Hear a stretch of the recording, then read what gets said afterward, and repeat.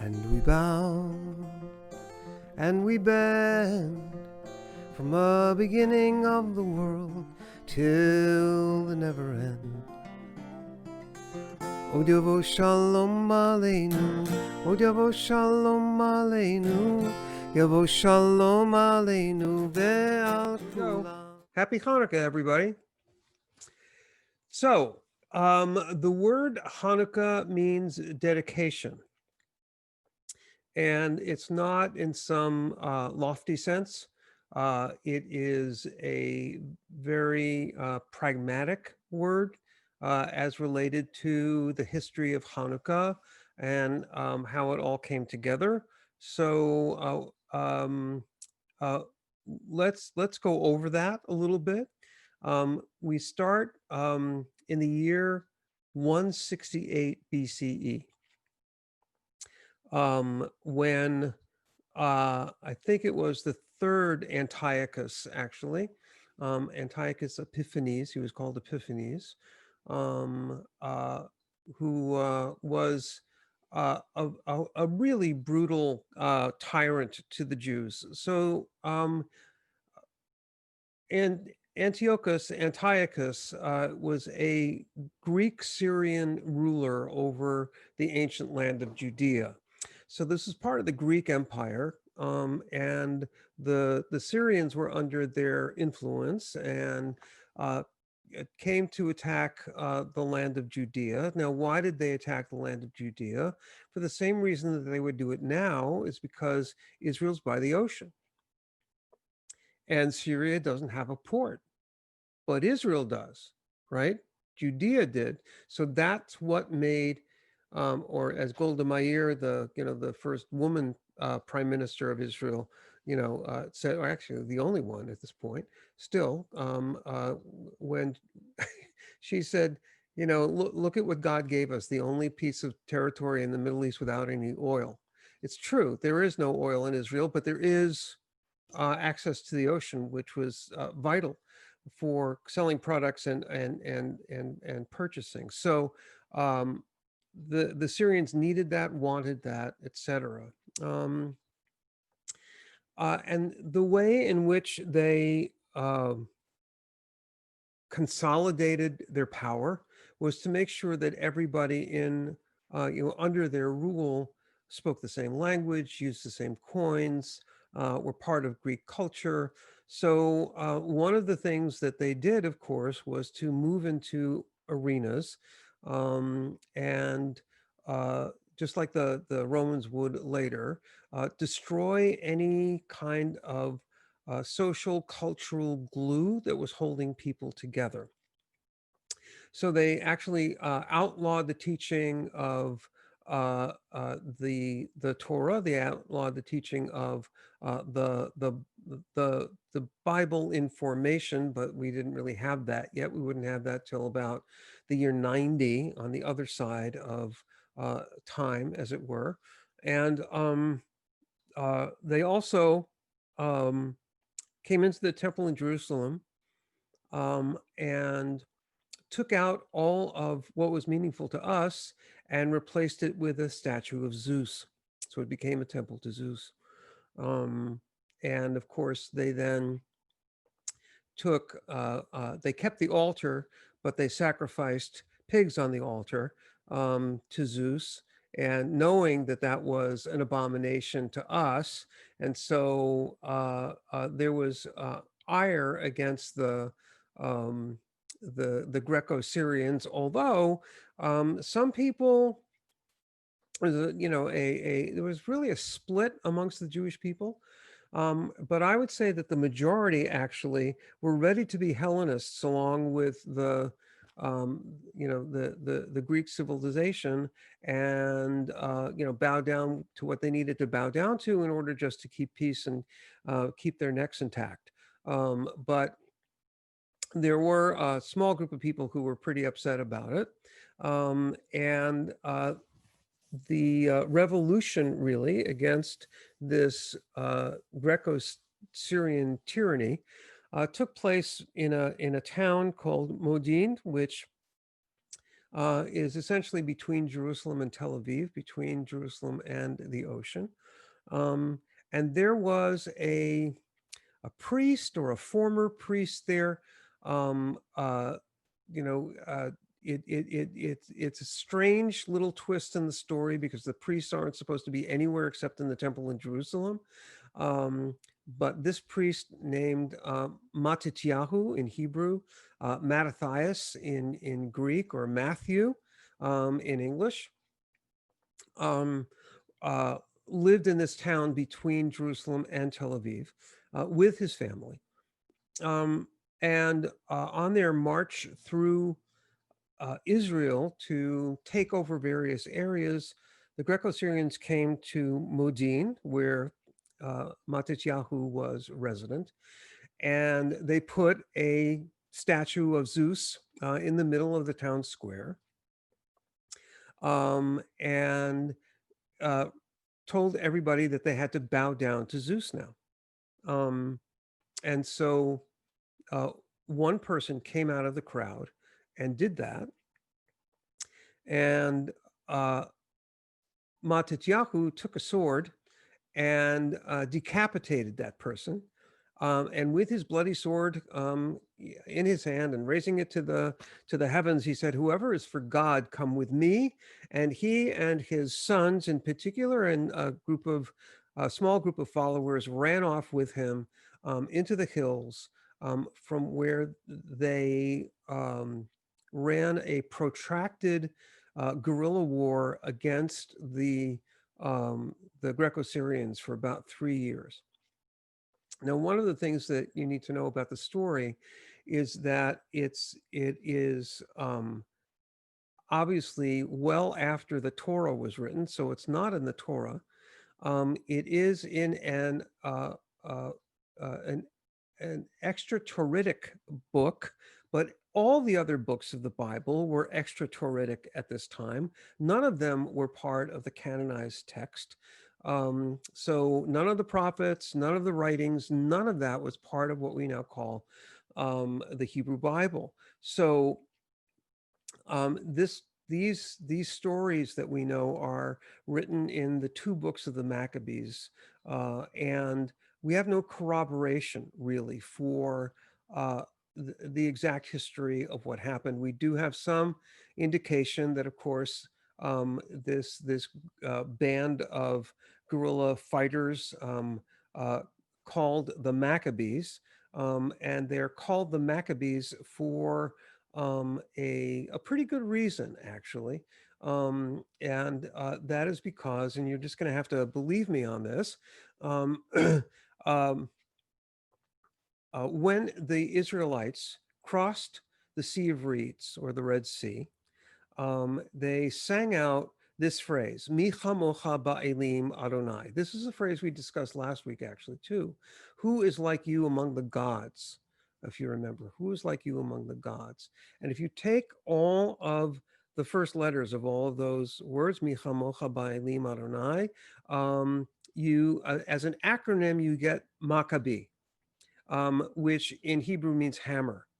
And so after Matityahu died, which wasn't long after this guerrilla war started, his eldest son Judah took over this guerrilla war. He was the general, and he was called Yehuda HaMaccabi, Judah the Maccabee, Judah the Hammer, because they would come in, wreak havoc with the Greek soldiers, and run back into the hills, because it was really the only thing they could do. They were completely outnumbered, and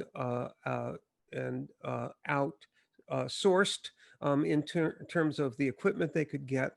But what they did have at their advantage was that they were a nimble group of military fighters versus the Greco-Syrians, who were more mechanized, even for their day. And so they were able to do significant damage over these 3 years. Although that didn't stop the inner fighting between the Jewish people of, whether or not they should just acquiesce and become part of the Greek Empire, or not. But the the Maccabees ultimately actually were victorious. And we think that they were victorious because if you can imagine an ancient supply line coming from Syria all the way into Israel and keeping it going and keeping it maintained. When these guerrilla fighters are coming in and popping holes in your supply chain and so on and so forth, so they couldn't feed their soldiers, they couldn't give them armaments and so on and so forth. And so ultimately, that whole thing broke down, and the Maccabees were able to regain the entire Judean territory. Now, the next thing that they did under Judah's orders really was to go back to Jerusalem. And in Jerusalem, he said, I want you to, we have to, rebuild what has been spiritually destroyed. It's not as, there's always this notion that somehow that the Greco-Syrians came in and wrecked the temple. They didn't wreck the temple, right? They thought it was beautiful. And they said, well, let's make it a temple to Zeus. So they kept all the beauty, but it was tainted because a statue of Zeus had been in there, because non-kosher animals had been slaughtered on the altar, the same altar that we used for our animals before they took it over, for our sacrifices. And so anything that this is sort of like taking a kitchen when you move into an apartment, or an older home, and if you're Orthodox, or if you keep kosher, you're going to want to make that kitchen kosher. How do you do that? Well, the way in which you do that is by um, uh, cleaning up all the surfaces that maybe have been tainted somehow by inappropriate material, which of course includes all the pig's blood and pig fat. So if they were using candles that were made out of fat from non-kosher animals, et cetera, et cetera, et cetera, all of this had to be cleaned up. So even though the altar was coated and overlaid in copper and in gold, they had to rip all that off, redo all the wood structure underneath because blood had soaked into it, et cetera, et cetera. And anywhere else that they thought it might be, they took care of that as well, and they got rid of it. So that took a while. And one of the things that either was still there or was taken away by the Greco-Syrians in their retreat was the candelabrum of the temple. Now, at this point, I'm going to change slides and kind of show you what we're talking about so you can get a vision of everything that was sort of in the temple at the time. Okay. So this, I know the pastor will recognize, is a model of temple era Jerusalem at the Holy Land Hotel in Israel. And so these are just homes, right? And this is the temple complex, pretty much, yeah? But when we really boil it down, this is what we're looking at, okay? Now, I know the temple isn't circular, but you can see that it has an outer wall, right? It has an inner courtyard, and you can see these two doors here, and behind that is what we would call the Holy of Holies, right? This is where the ark with the 10 Commandments was in, and the broken pieces of the 10 Commandment from the first time Moses got them were in there. Moses' staff was in there, etc. So this was the only person who went in there was the high priest, And he went in there once a year on Yom Kippur, the holiest day of the Jewish calendar, and he would pronounce the name of God, which was not pronounced any other day during the year, and was never pronounced by anybody else. That's what, when we say Adonai, that's if you remember, the real letters are a y and a w or a v, right? And a and two ha in there, right? And there's no way you can get Adonai out of that. But so, and you'll notice there are more outer retaining walls. And let me see if I can go back. Yeah. So what's left of the temple, really, when we talk about the Western Wall, right? It's part of this. That's all that's left. We have some of this now too. And this has been made into an egalitarian section for men and women to pray together, which does not happen at this little part of the wall in Jerusalem. But it's not this wall, right? And it's not any of these. None of this is left. And of course, what you have now is the big Dome of the Rock, right? One of the two, the two most significant mosques in Israel for Muslims. Okay. Now, all of this is based on the way the tabernacle was built, and this is a model to scale of the tabernacle that was built, that was created in the 1960s by these two amazing artists, and they used all the original material. So if this looks like it's overlaid in gold, you betcha, it really is. And it was really a labor of love that they did. Now, this is the altar up here. The altar was not in the Holy of Holies. The altar was here. Sacrifices were made here. This is it's like a tent, but it's not a tent, right? It's a kind of a roped off area, essentially. This is, only where the priests and their assistants would operate. Everybody else was, out to the side. And they couldn't really go beyond this curtain. They maybe did some exchange of animals here, but that's about it. And brought them in to the priests. The priest would take the animal up this ramp, make the sacrifice, and the ramp was there for two purposes.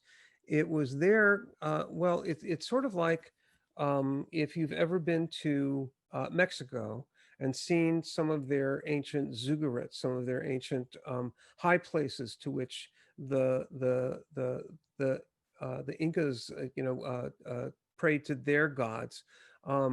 That's sort of what we had, and many other people had that notion too, that if God is God, God was higher up, and so God would need to smell the sweet savor from the sacrifices in order to be satisfied and pay attention to the Jewish people. So that was done up here, and then the blood could also run down into the ground, which is really important, right? The animals were killed in a kosher manner so that the blood would run down into the ground. If you remember from our little discussion of keeping kosher, that's where it was supposed to be. So here's just another vision. This, you can barely see it, but you can see the Holy of Holies. Well, first of all, these are various kinds of skins, including dolphin skins. And I think I told you the story of the dolphin skins that the dolphins, you remember the story? Yeah, okay. Virginia remembers it. Susan's going, yeah, sort of. Okay, that when the sea split, the dolphins kept all the other sea creatures back on the two sides of the water so that they wouldn't fall into nowhere for fish, for sea creatures. And when the sea came back together, they all fell on the swords of the Egyptians. And then they washed up on the shore. And, Moses said, I don't know why these are here. This is a, apocryphal story. This is a story about the story. This is what we call Midrash. And the Moses said, take the skins from these dolphins. I don't know if we're ever going to need them, but this seems to be some sort of message to me. And indeed, they were needed because God commanded that we use dolphin skins on top of the Holy of Holies to cover it. Now here it is without the cover, and you can see this small space behind here. This is where the Ark of the Covenant was, right? Back there. Uh, okay. And also, by the way, you can see how kind of ominous it is and dark it is. Now, by the way, if you go back and we take a look at the structure, right? This is this in stone, okay? Essentially. And the more inward you get, the holier it is. You can see my cursor, can't you? Yeah, okay, good. All right, good. Terrific. Right, now this is what the top of the altar looked like. It's a barbecue, right?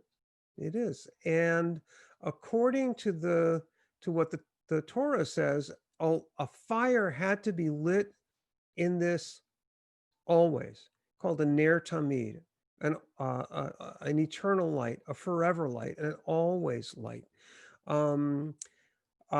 And that would be replicated later in in all synagogues. There would be an eternal light, right, lit in the synagogue, and that is now why there is a sanctuary candle in the sanctuary of churches as well, right? A sanctuary light. This is a couple of looks at the Ark of the Covenant, a couple of different renditions. This is the one on the right here that goes along with those other picture, that other picture I was showing of the tabernacle. And what you can definitely see is the cherubs and their wings touching, right? Which is exactly what was described. This is all in layers, by the way. There's this layer of gold. There's a layer of wood underneath it, and gold on the inside as well, to hold these precious items here in the Ark. And it looks pretty much like, Raiders of the Lost, doesn't it? They did a very good job copying it. So, all right. Now, the always light, the Ner Tamid, may have been another light in the sanctuary. We don't really have any record of that, but we do have a record of this. Now, this is a fairly good replica of what the menorah in the temple looked like. Now, menorah means candelabrum. It does not mean Hanukkah lamp. Okay, like when people say a Hanukkah menorah is correct, a Hanukkah candelabrum, a Hanukkah light, right? But if you just call it a menorah, it just means a lamp, right? Like in the background here, you can see a lamp of mine, right? So in Israel, that would be called a menorah. Same thing. You'll also notice that this has 7 branches. And you remember the significance of the number 7, the 7 days of creation, et cetera, et cetera. A strong number because it's prime. It can only be divided by itself in the number 1. And you can see on some of these that the lamp, of course, this lamp was an oil lamp. So you can see the little spouts here upon which you would lay the wick, and the oil was in the bowl, right? And the wick would be out here and fueled by the oil in the bowl, okay? Or the end of the wick would be out there. Now, I'm showing you this because, as you may or may not know, this is the symbol of the state of Israel, not a Jewish star. The menorah is actually our most ancient symbol. The 6th branch menorah.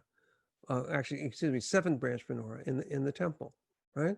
This is our most ancient symbol. And of course, because it was such a symbol for us, the Romans, when they smashed the temple, took it away, right? They knew exactly what was important to us. right? This is like capture the flag, right? You capture this and you sort of um, diffuse the power of the Jewish people. Huh? So, and you know this statue as well. So, I mean, we all know it, but this is okay. Now, Hanukkah dedication can also be used for Chanukah Tabayit, a dedication of a home. How do we dedicate a home? We put a mezuzah on it, right? And you've seen mezuzot, I think, before. Yeah. You do not need a rabbi, by the way, to dedicate a mezuzah. Most of us are not that good with a hammer anyway. But this over here, this is the text that is inside uh, a mezuzah. Now, I'm showing you this one because at various places you can see there's a scroll inside. It's not just a tube or a symbol like that one, right? Or like this one that you put up on a door and you can't see anything. You can't see what's inside. There is something inside, right? And it's this text, Deuteronomy 6:4 through 9 and 11:13 through 21, making up the Shema and a paragraph following. You know, this is what I don't know if you remember this from when we saw the Torah, and here was the word Shema with these two large letters. Yeah. And this is now this document, this scroll is called a cloth in Yiddish, a cloth. And the cloth is a is made or is calligraphed by this by a sofer, the same qualified person who does a Torah and does wedding documents and divorce documents, right? That's that person, and he in the Orthodox community only he's will do this. We in the Reform movement say, well, if I've got one, I can make a Xerox copy, and it's probably okay. The Orthodox and most conservative Jews only want a fresh one in each mezuzah. Huh? Now, mezuzah, by the way, just so you know, doesn't mean little thing on the doorpost. It means doorpost. So when the Torah says, and you shall write them on the doorposts of your house and upon your gates, literally, the words that preceded that phrase, the words up here, right, up here, are all written on the doorpost of a Jewish home, or were in the ancient world. And then the rabbi said it was okay to do this, probably for two reasons. One, for convenience, and two, for safety. Because at the beginning, who knew what this was, right? But if you had Hebrew letters right on your doorpost, you could tell it was a Jewish home, and it made it more vulnerable. Some people still think that putting them on their house now makes them more vulnerable, and in some places in the world, and some places in the country, I don't blame them. Remember Charlottesville, right? Jews will not replace us. Okay. So on a mezuzah, you will often see the letter shin on the outside. Um, uh, the letter shin stands for the word Shaddai, which means almighty, all powerful, referring to God, an epithet for God. So now we're going to make the bridge between this sixth branch menorah, yeah, and Hanukkah, which is what technically a menorah for Hanukkah is called, yeah. So this is kind of an expanded version of what's in the Talmud about this. Why are lamps kindled during Hanukkah? At the time that the sons of the Hasmonean triumphed and entered the temple, the Hasmoneans are the Maccabees. They found their 8 spits of iron, assumed to be spears, that they set up firmly and then kindled wicks with oil they poured into the depressions at the top. Okay, and that was to, take care of the the rekindling of the menorah, as it were. So, all right. So here's the thing. This, by the way, is a beautiful um, uh, oil wick menorah. There's the wicks here. You can, I don't know if you know candles like this. The wick is in glass, right? In a glass tube. Inside here gets fed under. It's open at the bottom, so it gets fed by the oil, but it also keeps the wick standing straight up. And you can light these lights, and you're also going to notice, how you can see from this, in a sense, how we light the lights. um, uh, Now, you already know that if you have two Jews in a room, you have at least three opinions. At least three opinions. Okay. Um, and so when the rabbis inherited the celebration of this thing called Hanukkah, or the early, it's even pre-rabbis who did this. These were just elders in the community. There wasn't anybody called a rabbi yet. These were two schools of thought, one under Hillel, who we've mentioned before, was more liberal, and his, I would say probably his dearest friend and his most bitter philosophical enemy, Shammai, on the other side. They had a disagreement about whether or not the lights should be lit so that the light diminishes every night, and you light fewer candles every night to demonstrate that after 8 days the lights went out. We'll talk about the 8 days in a minute. That the menorah burned out. Um, uh, or you should light them so there's more and more light every night. And the majority opinion sounds like the Supreme Court for a reason, because the Supreme Court sounds like this. The majority opinion went with Hillel, that the um, the glory of what happened, and the triumph of the Maccabees over such odds should be celebrated, and you need more light to do that, not less. But to kind of preserve the pilpul, to preserve their disagreement, we actually, if we were doing it with candles like this, we put them in one direction and light them in the other.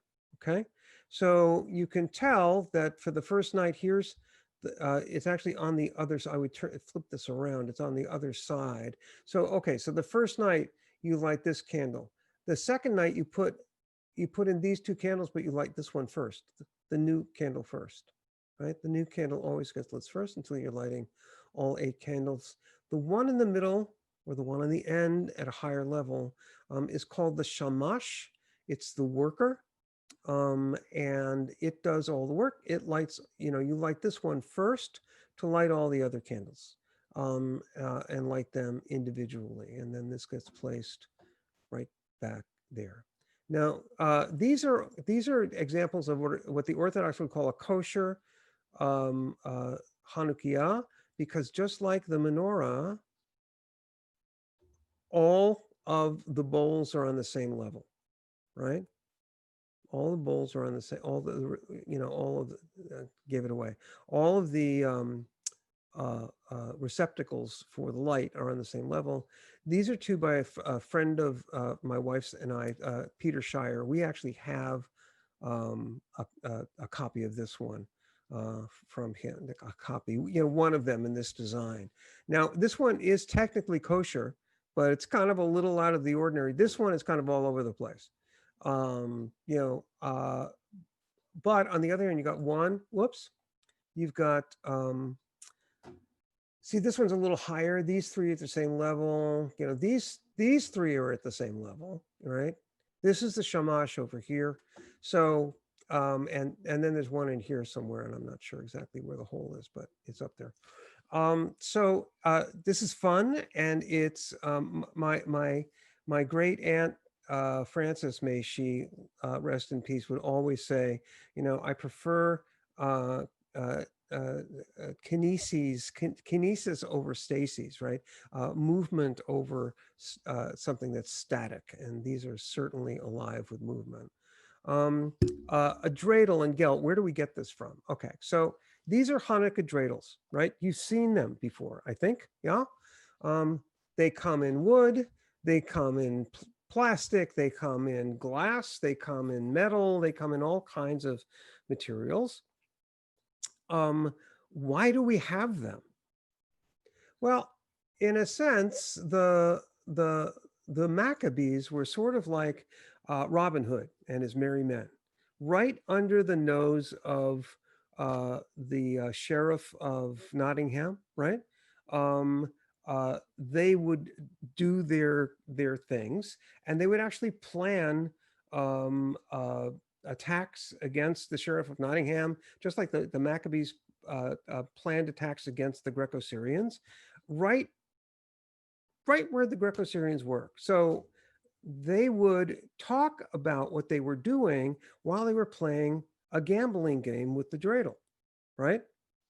And somebody would be a watch person and say, "Oh, that pick quick, pull out the dreidel if you don't have it out because there's soldiers coming, and we don't want them to, and unbeknownst to the Greco-Syrians, who didn't look closely enough, at least according to the tale as it goes, they didn't realize that we were using temple coins. We weren't using Greek coins because the Greek coins all had pictures of the gods on them, and the Maccabees wouldn't use them.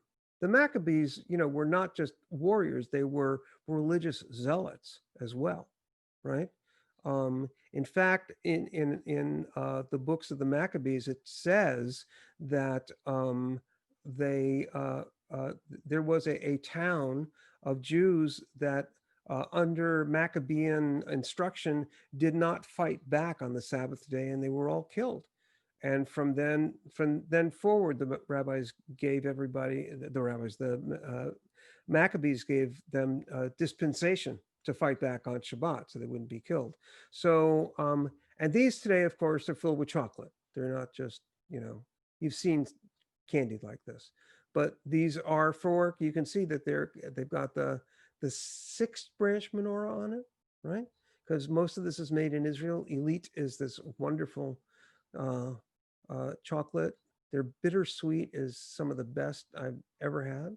Okay. There's these four letters are on the dreidel today. We have no idea what was on the Maccabean dreidel. A nun, a gimel, a hey, and a shin.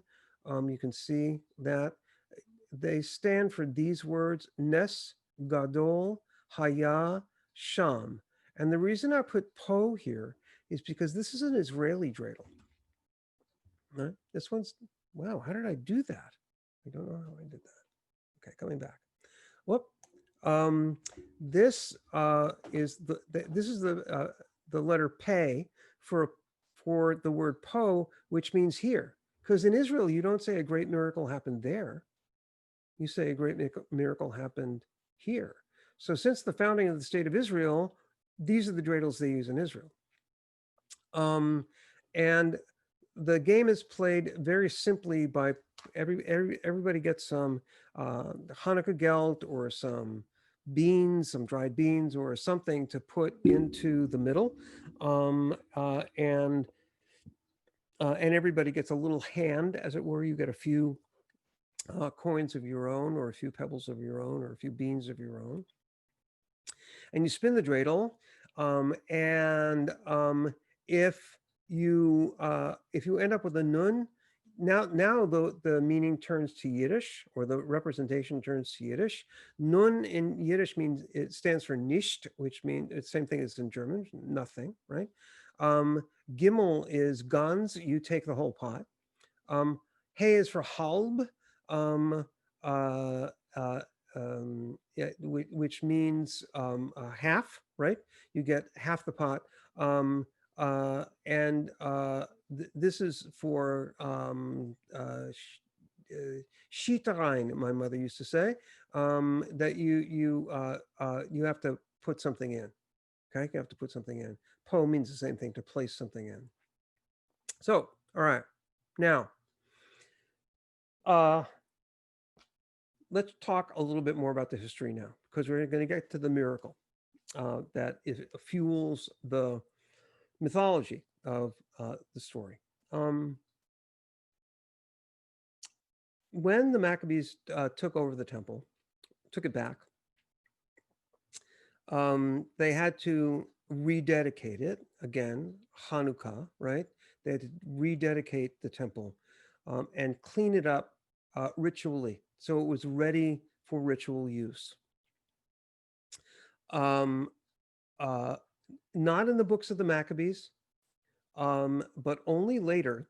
In the Talmud, when the rabbis sort of inherited telling the people how to celebrate Hanukkah, comes this story that when they searched and searched and searched the temple, they could only find one small vial of oil.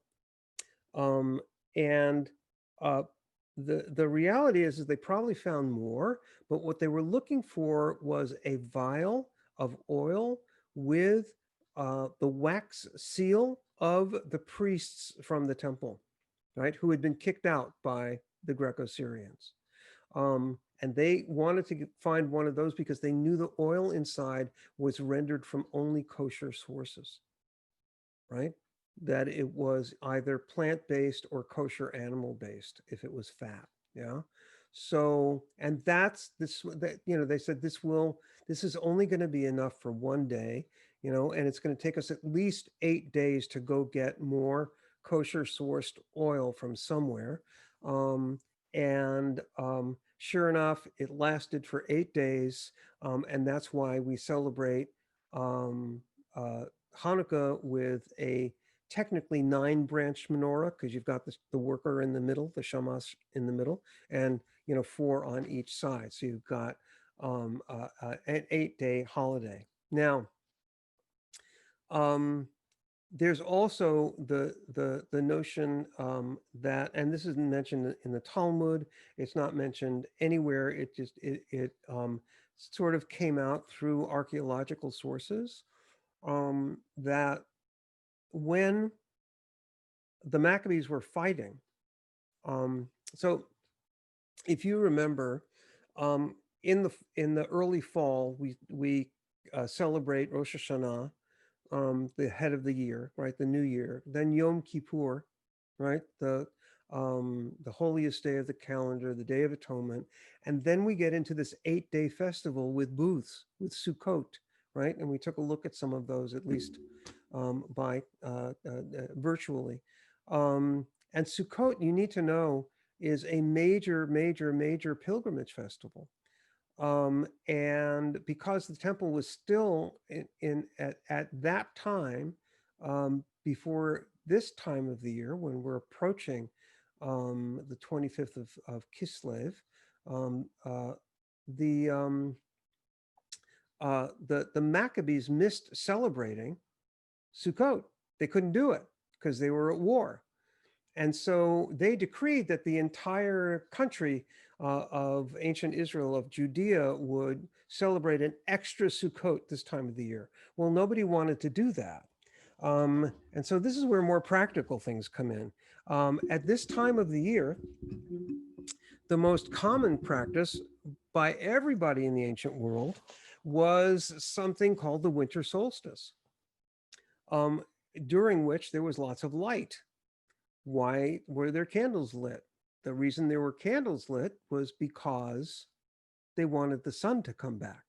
And it was their way of getting the sun to come back and guaranteeing the sun would come back by, having the sun get attracted to these little lights on the earth. And so they would light lots of candles.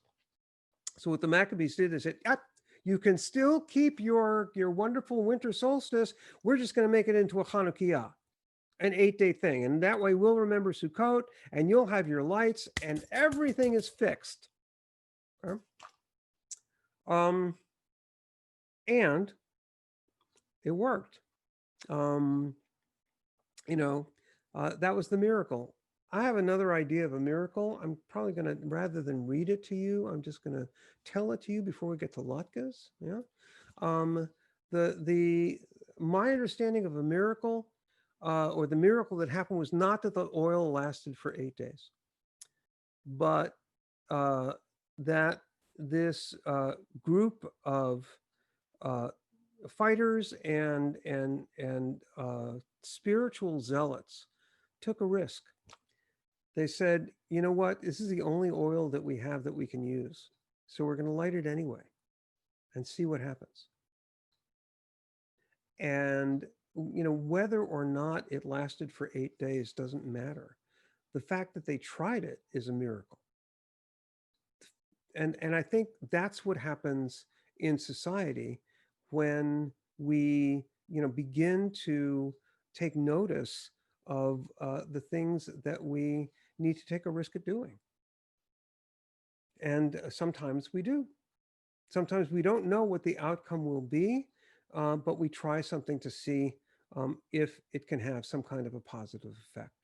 And so that's what the Maccabees did, and that's a different kind of courage than they displayed on the battlefield, of course, because if the light failed, the rededication of the temple failed, and then they would have to do it all over again. So according to the miracle, it worked. But again, I think that the miracle of the light lasting for 8 days, whether, even if it did happen, the real miracle was to try something that may not have worked. Now, I'm going to show you two wonderful things that we eat at Hanukkah time. You're probably more familiar with potato pancakes with latkes, yeah? These look sort of like the ones that my mother and I would make, because once I was old enough, it was my job to grate the potatoes. And you should know that in those days, there was no such thing as a Cuisinart. So there were little pieces of my knuckle in there, I think, by the time we really got done. They look pretty much like this by the time you're finished. Very common to put either applesauce or sour cream on them. Some people like jelly, whatever, but this is most common. Sometimes we would splurge and get caviar to go with it too, kind of make blinis in a sense, but not like the Scandinavian ones that are more like a thin pancake. These are latkes. Now, potatoes aren't native to Israel, right? So this is mostly an Eastern European custom. This, sufganiyot, this is the Israeli custom. You can hardly find latkes in Israel. These you can find. Jelly donuts. That's exactly what they are. They're jelly donuts. And what links them up? What connects them? The oil, right? They're both made in oil. Which is, kind of at the crux of the holiday. Now, a couple of ending comments. There are those scholars who say that we celebrate. Well, let me stop the share and we'll talk about this. Come back. There you go. Okay. When there are some scholars who say that since we commemorated Hanukkah on the 25th of Kislev, sort of at the end of the cycle of the solar calendar, right? When things are going to turn around, and the days will get a little bit longer after that, right? That this is like the shortest. This is the shortest time of the shortest daylight of the year. It was later decided by Christian authorities that they would set Jesus's birth at December 25th, just like we do the 25th of Kislev. But the other thing that hooks the two together is not giving presents. It's not giving presents because they have different origins as far as I understand in the backgrounds of the two holidays. Actually, holiday and holy day, because Christmas is a holy day. Hanukkah is a minor holiday on the Jewish calendar. And it can't compete with Christmas in any kind of way. I mean, look at the music, right? I have a little dreidel. I made it out of clay. That's a very common, right? That can't compete with Handel's Messiah in any way, right? This, Christmas is about the birth of God in human form. That's, the Advent, right? The presence of God in the world, right? As a human, and that is huge. Like I said before, the only thing that we have that competes that's on that level is Rosh Hashanah and Yom Kippur, but they're completely different, right? Um, uh, Now, Hanukkah has lights, just like Christmas has lights. There were solstice trees in Europe. People use them, evergreen trees, right? They were solstice trees and they had candles on them. And my understanding, the pastor will, I'm sure, comment and let me know how on target this is. My understanding is that Christians really were attracted to that symbol because they not only said, look, the lights are our solstice lights, and the tree is like Jesus because Jesus doesn't die. Evergreen trees don't die; they're evergreen, right? And they wouldn't cut them and put them in their living rooms, right? They would have them outside where they were evergreen. And then they decorated them with angel's hair, which is tinsel. They put the Star of Bethlehem at the top. They put an evergreen wreath on their doors with dots of red on it, which was like the crown of thorns that Jesus wore. So the red is drops of his sacrificial blood, right? And so we don't have, that's why we don't have those colors. We don't have that in common because those colors are rooted in Christian theology, and they're important, in that way. But we do have the lights. Christianity has the lights, and also, by the way, the gift of the Magi at the bottom of the tree. So the gifts of the Magi. So we don't have that. What we do have is Chanukah Gelt, is the little coins that the Maccabees used that you can then buy presents with and turn that into some. But and it's Jewish kids go to school all the time and they say to their Christian friends, you only get presents for one night, but we get them for 8, right? No, it's not a competition. And like I said, if you try and expand the energy of Hanukkah with the, something tantamount to the energy of Christmas, like a balloon, it'll pop. Right? It just can't. You need to do it for what it is and recognize, to my mind, that the holiday is about a struggle for religious integrity. And therefore, for people to mix Hanukkah and Christmas, right, and see that they're sort of interchanged. Oh, that's the Jewish Christmas. No, it's not. It's not. It's about our integrity, as a Jewish people.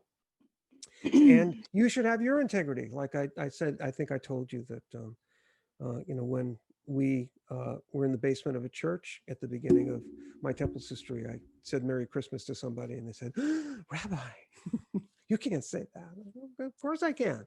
I want you to have a Merry Christmas. Okay? It's not my holiday, but I know it's yours. In the same way that I wish you your happy birthday. It's not my birthday. I don't expect presents when I go to somebody's birthday party, right? I want to give them, right? So, okay, open to the world. How did I do with some of the Christian symbolism, Pastor? You did real well. You did real well.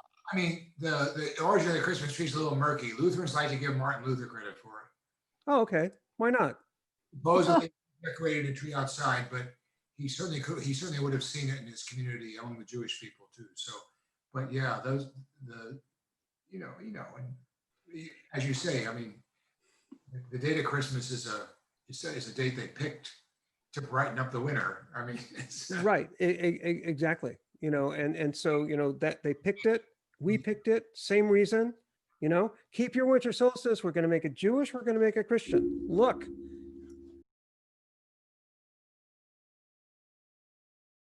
are there any questions? Entertain a question or comment? I have a question about the menorah. Mhm. You talked about it being a Hanukkah menorah, how did you describe it again, briefly? Well, a Hanukkah menorah has a total of 9 branches, 8 for the 8 days of Hanukkah and 1 for the worker candle, right? And menorah means light or Light. lamp. Not light, it means lamp, okay? So what we call the Hanukkah menorah is a Chanukiah, right? Meaning a Hanukkah thing. Is Mhm. really what it means, a Hanukkah thing, right? Because it's clearly a lamp, but it's only for Hanukkah. But the Jewish state menorah has 7 branches. Has 7, like the temple in Jerusalem. Yeah, that was my confusion. The temple in Jerusalem had 7. So they changed it. Well, I'm not confused. I really like latkes. Yeah, I they're love so latkes. good. So they're really, We'll be over it. you're saying, Neil, they're actually unrelated. They're They are both unrelated. menorahs, meaning candles. Well, they're not completely unrelated because the Maccabees had to go back in and either light the menorah or make a new one. Again, according to this thing that we found in the Talmud, they either made a new one or they found the old one, and they had to clean it up and make sure that it was cleaned enough to then pour kosher oil in it, which is what they needed to find, right? And see, what the rabbis made up this whole thing because they didn't want to celebrate a military holiday, a military victory. Jews don't do that. We don't celebrate military victories. What we do celebrate is it doesn't even it glorified the Maccabees instead of God, and the rabbis are very upset with that. So they made up the whole thing so that it would be acceptable to them. So based on the menorah in the temple in Jerusalem, now we have one solely for Hanukkah, for a holiday, a little tiny holiday. Odavo shalom aleinu, Odavo shalom aleinu, Yavo shalom aleinu ve'al kulam.